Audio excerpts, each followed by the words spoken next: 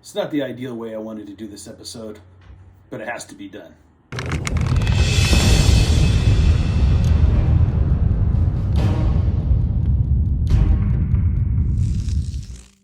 Welcome back to another edition of Night of the Shield. I'm Jason Smith, aka the Oakland Knight, and today we need to really get into what is happening with the Derek Carr situation. I've been hearing so many reports coming from other creators talking about what they believe happened or how this all went down. A lot of misinformation, and I think everybody's done a great job of sticking to their opinion. I think that's one of the things that we do as creators is have an opinion, and if you don't stick hard to your opinion, it could really water down your take on what's happening with the Las Vegas Raiders. So what I want to cover today is basically why nobody's wrong in this scenario. If you're one who wanted Carr gone even last year, you're right. And if you are a Carr supporter, which I have been over the years, I'm not going to come up here and play a front. I've always supported Derek Carr, whether it's been personal or professional. I always believed that he was a unique talent. I always believed that he had the arm talent to a certain degree. I think some things have come to light over the last 2 years that definitely has changed my mind about what type of quarterback Derek Carr is. But most importantly, it really comes down to situational football. I'm not just talking about game day either. I'm just talking in general how this works. It's a pyramid scheme. At the very top of the pyramid, you have the owners. Then you have the GM and coach. Then you have, the offensive, defensive players, and how that's all going to fit the system. It is the coach's job to make sure that these players execute.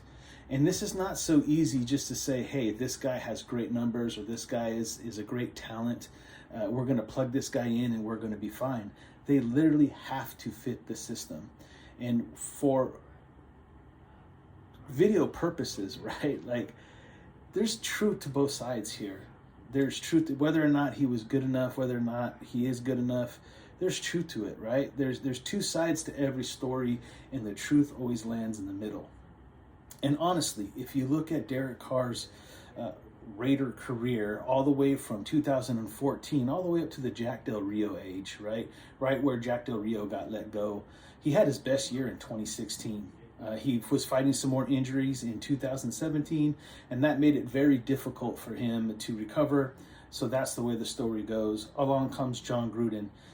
Ever since John Gruden, the speculation has been out there whether or not he's going to be a Raider year in and year out. Gruden decided to stick with him. There's rumors about Brady last year, whether or not they'll let Carr go and bring in Brady. All reports now say that was coming from Mark Davis. So Mark Davis was ready to move on. And we all know that Mark Davis wanted Gruden to begin with, right? There's a reason why he let Jack Del Rio go. So it looks like Mark Davis tends to put on the big boy pants every once in a while and says, I'm on the top of the pyramid. I want Brady. So the reports that whether or not they knew in the second week of the season that Derek Carr wasn't going to be the future or not is probably a Mark Davis perspective more than it was a Josh McDaniels perspective. And for everybody who says it's Josh McDaniels that has sabotaged this whole season to really get rid of Carr, it literally makes no sense. Not only was it debunked, shout out to my boy Sanjeet. I love that guy's videos. He really breaks down how there's no way the playbook was opened up for Stidham or not. It's ridiculous to say. It's ridiculous to even think that Josh McDaniels would sabotage. Why would you offer somebody a contract outside of the fact that you wanted to land Devontae Adams, right? Why would you offer somebody a contract just to sabotage the season and not even try? It doesn't make any sense. You could have literally just let him walk. But the contract does say a lot on both sides. Number one, the contract shows that they weren't fully agreeing or bought into the fact that Carr was the future, whether that was a Mark Davis statement or both Josh, Dave, and along with Mark Davis said, hey, Derek Carr is an interesting talent. I want to see how he could adjust to my system, because regardless of what people think, the guy has talent. He's very athletic, and yes, he's very inconsistent, but he's had a lot of different things thrown at him. So Josh is probably like, let's throw one more at him and see what he can do. So they offer him a contract that suits their purposes. What's Derek Carr's response? Derek Carr's response is, fine, I will take that. It's Vegas talk now. I'm going to double down on myself, but just to ensure that I'm protected, I want the no trade clause. I truly believe that Derek Carr knew there was a possibility he would not be returning the following year. I think Derek Carr knew he had to perform at a high level or a certain level to make sure that he got another contract. And I believe after week 2, Mark Davis was already trying to put it into play that he wanted to move on because he was already done the following year. Josh is the one that says, let this thing play out. Give him some time. In all due respect to this Raider organization who's being attacked right now and how they handled this situation, look, Derek Carr is just as much to blame for the way that this contract was signed and put into play here as the Raiders. Like, he knew what was going to happen. And when we got down, after we lost against Pittsburgh, you really start have to looking at the money. If you're truly saying, okay, yeah, this is not working out, we need to start looking at our plan B, then the right thing to do is to bench Carr. You do not want to get the man hurt and end up having to pay money you never intend to pay. Because if he gets hurt, that no trade clause even is irrelevant. All of it's irrelevant. He's hurt. It all becomes guaranteed. You don't do nothing. You sit and you collect a check, especially if you knew you were on your way out. And if you look at Derek Carr's press conferences, whether it's not when he got emotional or just the way that he was talking in general about, the team, the offense, you could hear it in his tones. He knew week in and week out, every time he threw an interception or every time they lost another close game, I think the pressure was building on him. The pressure was building on him, I think, on the whole team. I think the whole team started to realize, guess what? Derek don't fit the system. Derek is struggling. Whether it was too much pressure for Derek, all of it, all the years, all the 9 years that he was dealing with the inconsistency of the organization, as well as himself, but the organization was finally weighing on him. And I think the Raiders did a good job, especially if they knew that at some point, hey, we're still in the fight. We still have a chance. Let him play with his boy. Let him play with Devontae. We'll move on next year. As long as we're alive in the playoffs, we'll keep this thing rolling for him, right? And when it got to the point where we lost against Pittsburgh, I think Mark Davis was like, we're not going to make the playoffs.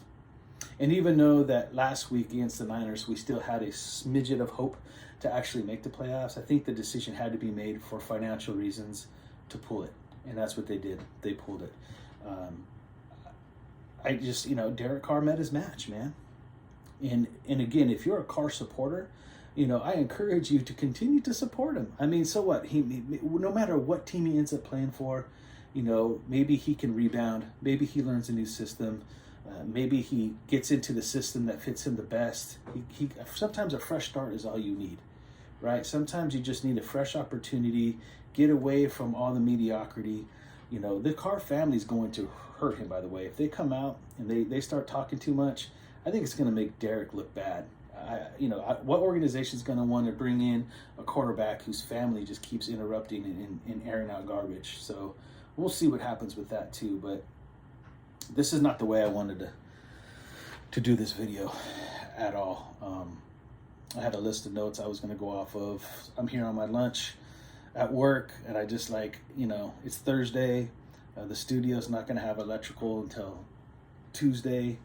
The following week, so I decided to spend my lunch talking about this a little bit and getting some thoughts off my head, just so I could just focus throughout the week here. The bottom line for me is Derek Carr needed to go. Derek Carr did not fit Josh McDaniels' systems, and if you look at all the quarterbacks after Brady, because Brady's a different type of talent, we all know that. We see what he did in Tampa, and moving forward. And I'll get into more about Tom Brady later. I don't want to focus on that right now, but even guys like Matt Castle, all the way to Jimmy Garoppolo, all the way to Stiddy, right? Like, this offense, if you understand it and you know it, you don't, obviously, Josh has a record of bringing in these guys. Look at Mac Jones. Mac Jones was a Pro Bowler last year, mediocrity at best. So just let it flow, give it some time. Let this thing play out. This is the best opportunity, I think. There's a lot of options on the table, whether it's Brady, Garoppolo. We'll see what Stiddy does against Kansas City in the finale. And we'll just see where all this kind of goes. But just for the record, just so I could get this out, get this done, I mean, understand one thing, right? Carr couldn't pick up the system. Carr said early on, and I was looking last night, I was trying to find the press conference where Carr said, because I was going to play the audio here, but where Carr said, he even said, it's a complex system. And not only is he trying to learn this system, he's trying to get Gru out of his head. I don't know if you guys remember when he said that.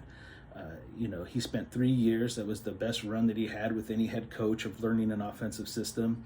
And he admitted that Gruden was in his head. And I think Carr was struggling very much so to get John Gruden out of his head in that offense and to pick up this other complex system. And I think it hurt him. He just couldn't get the system right. Missing throws. I watched a lot of other film reviewers outside of people who cover Raider content. And they were talking about how Carr was just not seeing the field. He just wasn't seeing the field, whether it was in his head, whether he wasn't reading the plays right, as far as, getting confused of what John would do versus what Josh. I'm just speculating here, guys, right? There's no facts to any of that, except for the fact that, Carr himself said that Gru was in his head early on in the season, by the way. This wasn't like recently or anything, but it's obvious enough to me that he just could not pick up the system. And, they had to make a decision. Do they want to pay this man $40 million plus moving forward if he can't learn the system? If there's other options on the table, we know it's been a long time, guys. It's been a long, we're talking 20 years since Rich Gannon and Gruden had this team really firing on all cylinders. It's been longer than that, close to 40 years that we've been really relevant and won a Super Bowl. So I think the clock is ticking for Mark. I think the clock is ticking for Josh even. You're limited time. It's not like the wheels fell off like it did in Denver, but, he needs to prove something. And if you're not comfortable with your quarterback feeling like you can do it, it's not going to work out.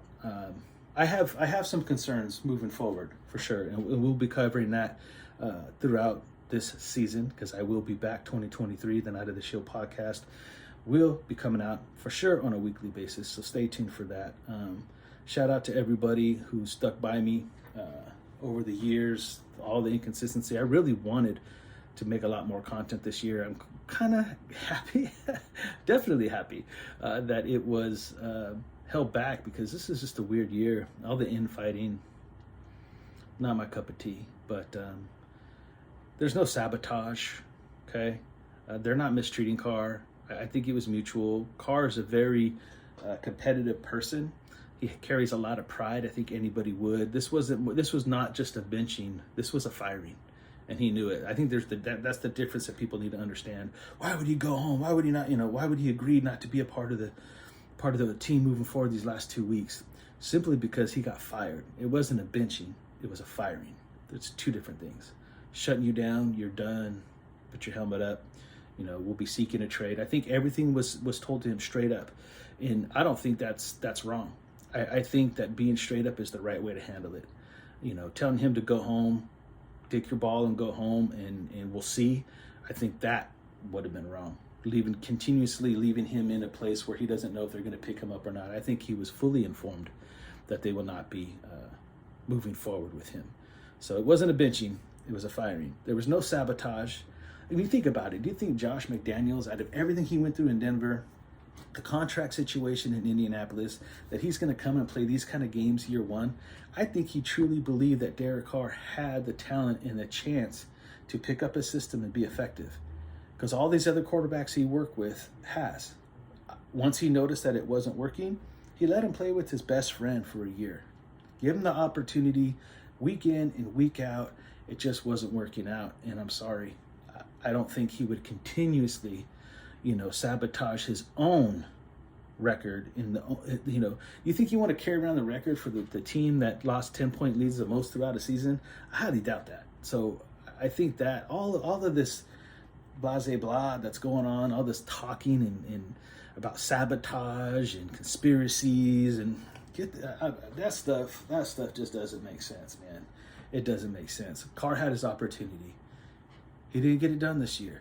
he's moving on. And I think this opens the door at the right time for the Raiders to finally rebound. I don't even think Josh felt that Stiddy was going to come and do what he did against the 49ers. And I think, Stiddy has an opportunity here against Kansas City to throw a wrench into the plans of what they think is going to happen in the offseason.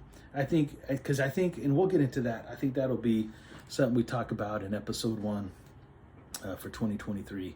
Is what we really do with that quarterback situation and what I think is going to happen. And I pretty much do know, I think, depending on a few things we'll get into next episode. But I just need to get on here real quick. I'm at work. I got to get a bite to eat before I get back at it. But big shout out to you guys. I look forward to being back and creating some more content. Look, Carr knew.